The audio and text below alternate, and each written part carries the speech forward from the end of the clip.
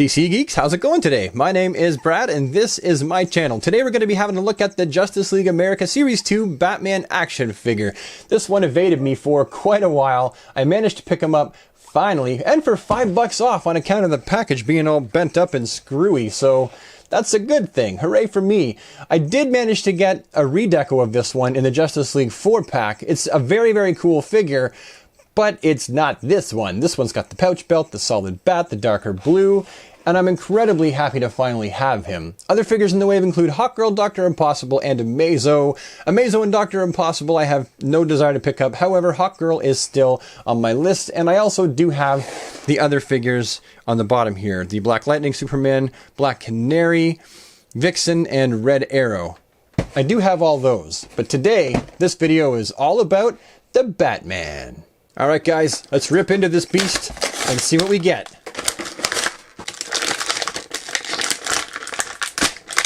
No twist ties. In the package you receive a really tiny Batarang, a really tiny Starro. Don't drop this on the carpet, boys and girls. Mom will vacuum it up. This stylish Justice League of America figure stand. And the main bit, this awesome Batman action figure. This is one that I've been waiting for quite a while.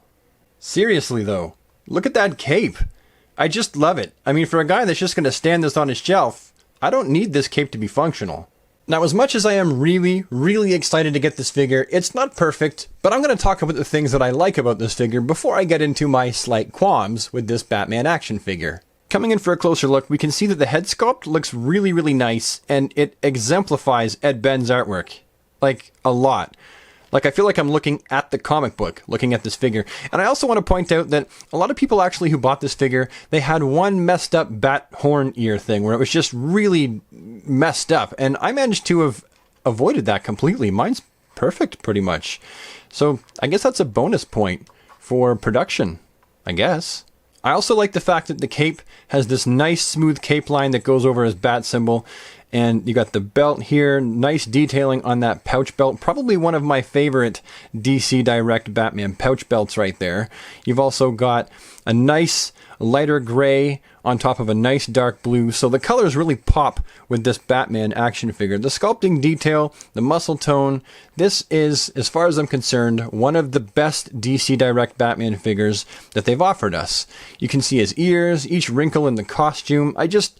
I'm really satisfied with the overall sculpt of this action figure. Now that I've mentioned the things that I really do like about this figure, which is most everything, there are a few things that I find kind of weird. For one, he suffers from that really strange neck sculpt that like every single figure suffers from in the series. A really weird neckline. Also, much like the Green Lantern, he suffers from this really strange looking, almost useless claw hand. Not a big fan of this as a sculpting choice. I really wish they had just gone with another closed fist.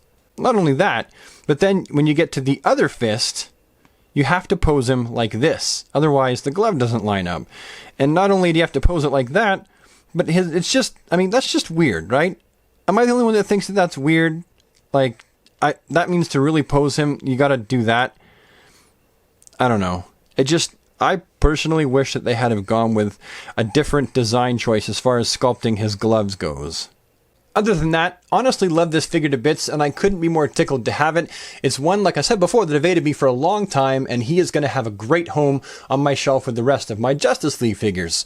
Now let's move on to articulation, which will be as follows. The head itself can spin 360 degrees, but it's on a peg joint, not a ball joint, so that's the only kind of range of motion you're going to get there. Shoulders, they go up about that far. That's what you're looking at. And then down, they can go forward like that and back about that far.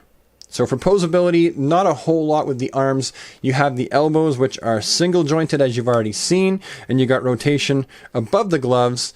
You got no ab, no waist. For me, that's not a deal breaker. I'm just going to put them on a shelf and be done with it.